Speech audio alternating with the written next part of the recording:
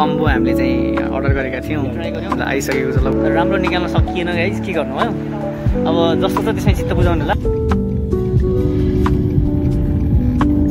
जाउँ होइन त्यहाँको अनि उसहरू मेनु हेरौँ न के पाइन्छ, 1 घन्टा हेरेर लास्टमा चाहिँ जाउँ भनेर आउने हो क्या।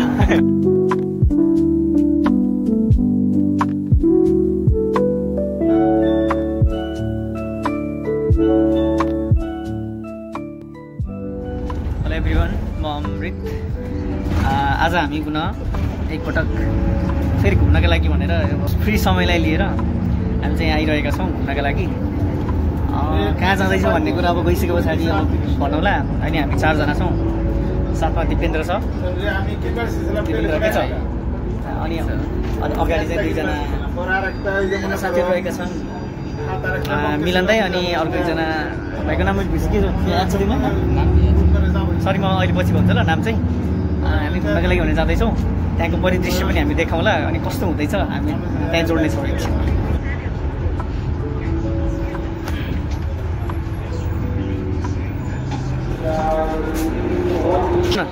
मिलन दाई हाई भन्नु, भन्नु न। हाई, तिम्रो नाम के रे?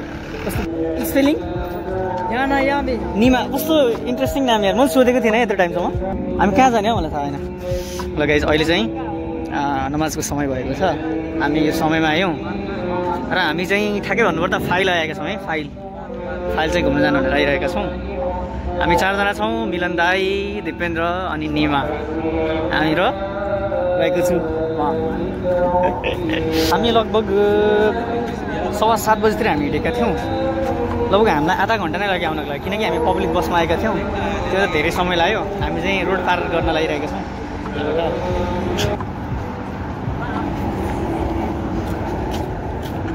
हामी कहाँ अरे पार गर्न कस्तो छ त्यहाँ? मेरो त पहिलोपटक हो कि यहाँको यात्रा। कसरी भन्नुभयो दामी छ भनेर? त्यस्तो अन्त मलाई पनि अस्ति नै ड्युटी टाइममा हुँदाखेरि बहादुर दाइले फोन हानेर पुरा देखिराख्नु थियो क्या त्यति बेला। हो ए साँच्ची 2 जना गएको न त्यति बेला? मलाई फोन हान्दा तिमीहरू 2 जना नै थियो होइन? ल यो चाहिँ बजार चाहिँ विभिन्न किसिमको सामानहरू किन पाइँदो रहेछ। मलाई लाग्छ सस्तो पाइन्छ होला, जस्तो हाम्रो हो र भने जस्तो मलाई कस्तो काठमाडौँको के त्यो पुलभन्दा मुनि छ नि त्यस्तै टाइपको के ल अरे होइन, त्यस्तै फिल भइरह। अनि पुरै लाइन रहेछ यहाँ त होइन, सबै यो बजार रहेछ यो गाइज। विभिन्न थरीका आम्मामा यो फाइनली गाइज हामी चाहिँ हाम्रो डेस्टिनेसनमा आइपुग्ने आँटिसकेका छौँ र यहाँको माहौल अलिक फरक नै रहेको छ। हामी देख्न सक्छौँ, हामी नजिक गएर चाहिँ म देखाउने छु अहिले है। हामी अहिले 4 जना नै छौँ र यहाँको अनुभवहरू चाहिँ यहाँ अहिले बताइरहेको छ होइन। ऊ चाहिँ पहिले आउँदाखेरिको अनुभवहरू बताइरहेको छ। अब हामी चाहिँ यहाँबाट बाटो क्रस गर्छौँ, अलि माथिपट्टि रहेछ क्रस गर्ने, अलि माथिबाट क्रस गरिरहेको थियो। त्यहाँ माथिबाट सबै दौडिनु ल, हामी चाहिँ बाटो क्रस गरिरहेको छौँ। के गर्नु यहाँ त अब दौडिनुपर्छ ल, जाउँ छैन यता नि बन्द हुँदैन होला यति चाँडै।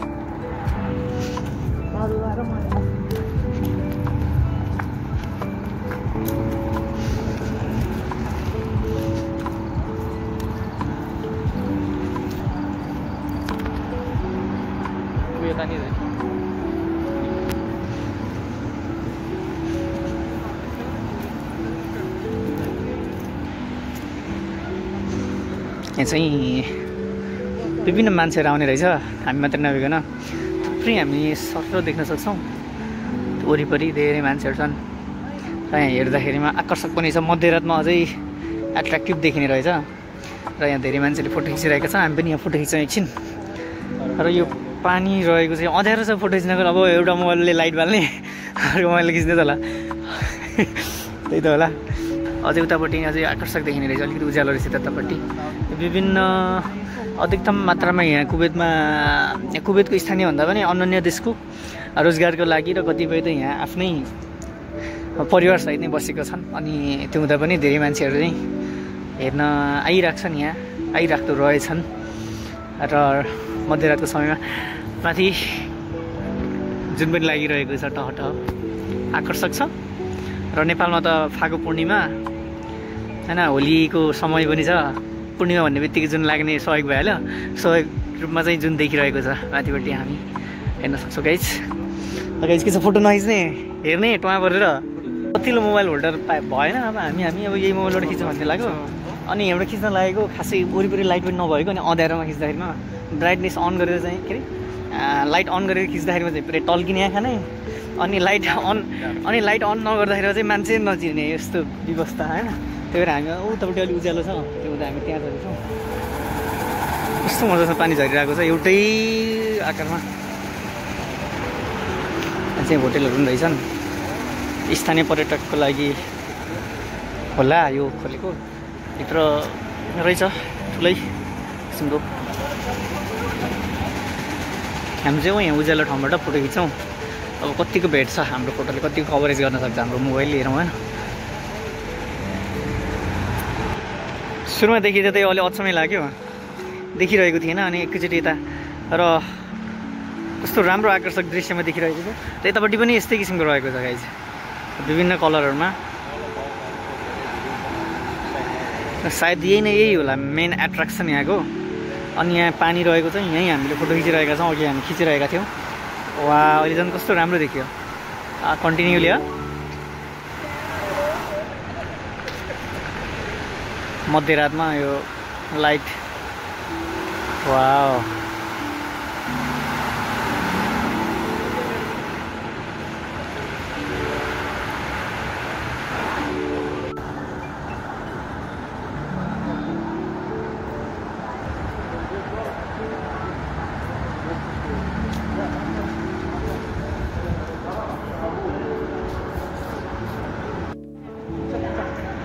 हामी यहाँ लगभग 15-20 मिनट जति बस्यौँ तर सबै पर्फेक्ट क्यामेराम्यान पऱ्यो। फोटो राम्रो निकाल्नै सकिएन हो। एकछिनसम्म बस्यौँ सबैको फोटो हान्ने ट्राई गऱ्यौँ तर राम्रो निकाल्न सकिएन गाइज। के गर्नु हो अब जस्तो छ त्यसमै चित्त बुझाउनु होला। अर्को ठाउँमा जाउँ भन्ने छ हाम्रो कुरो। अब अर्को ठाउँमा गएर कस्तो देखिन्छ हेर्ने हो होइन। दिपेन्द्रको 2-4वटा राम्रो आयो नि होइन त राम्रो आइहाल्छ नि यार। मान्छे पनि राम्रो अनि फोटो खिच्दिएको कसले भनेर चाहिँ यतातिर हेर होइन। मैले खिच्दिएको नि त त्यही भएर अलिकति राम्रो थियो र दाइको पनि खिच्न बाँकी नै छ। अनि उसले चाहिँ खिच्दिनँ भन्छ। ऊ चाहिँ पहिले आएको धेरै मेमोरी अलरेडी छ अरे।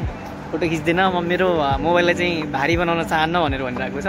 त्यो त बाँकी चाहिँ अब यहाँ मिलन दाइको खिच्न बाँकी छ एकछिन खिच्छौँ र हामी केही समय फोटो खिचेर हामी चाहिँ अब अर्को गन्तव्यतर्फ प्रस्थान गर्दैछौँ।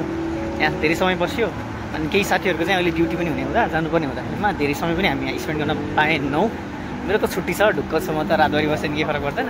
तर केही साथीहरूको चाहिँ फेरि अहिले ड्युटी जानुपर्ने हुनाले हामी अलि हिँडिरहेका छौँ। यस पछाडि हामी जान्छौँ अब अर्को ठाउँमा। त्यो कहाँ भन्ने कुरा मलाई पनि थाहा छैन। जाँदै गर्दा कहाँ पुगिन्छ।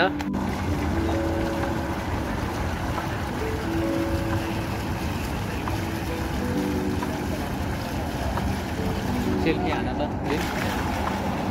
हान्ने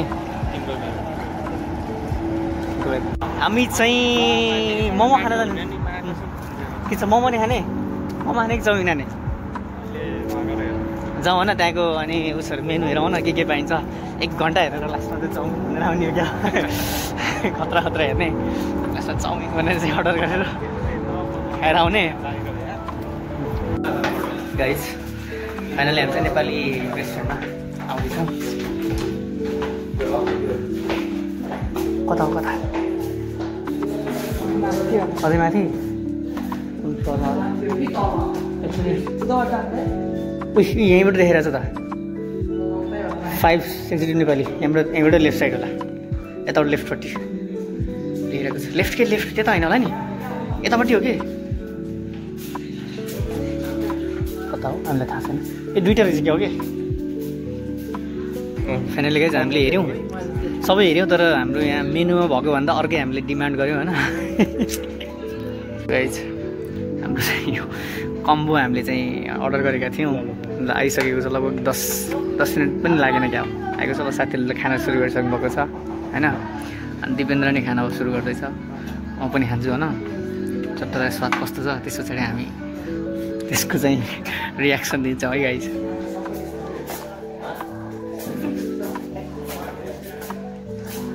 अन्ततः हामी खाना खाएर ओर्लिरहेका छौँ।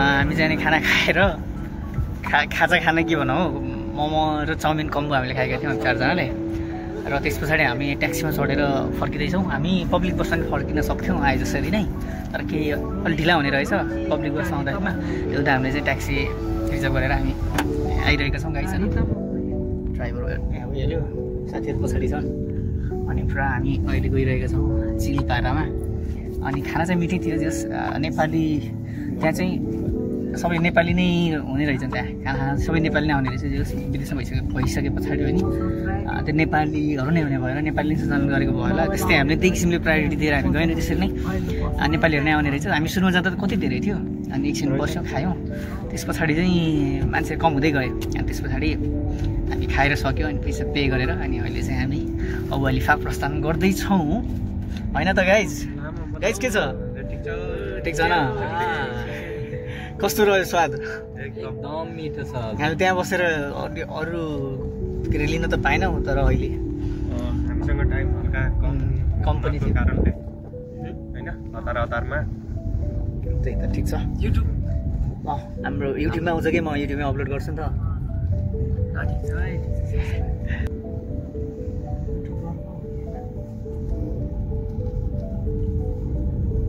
आइफोन लिनु पर्यो के यस्तो आइफोनको लागि अलिकति अहिले पुग्दैन हैसियत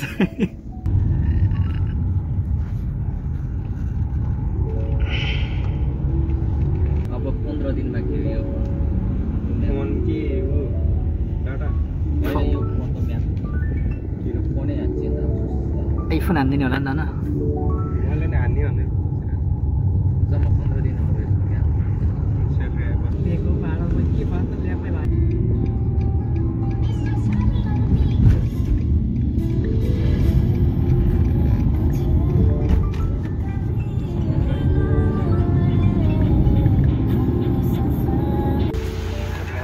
फाइनली हामी लगभग आधा घन्टा लागेर पनि आधा घन्टा लाग्यो हामीलाई अनि हामी चाहिँ आएका छौँ घुम्यौँ हामी खोइ अँध्यारो छ यार केही देखिँदैन हामी चाहिँ हाम्रो बिल्डिङमा आयौँ ओके गाइस यस्तो कचडा बिल्डिङ त हामी अर्को भिडियोमा भेट्नेछौँ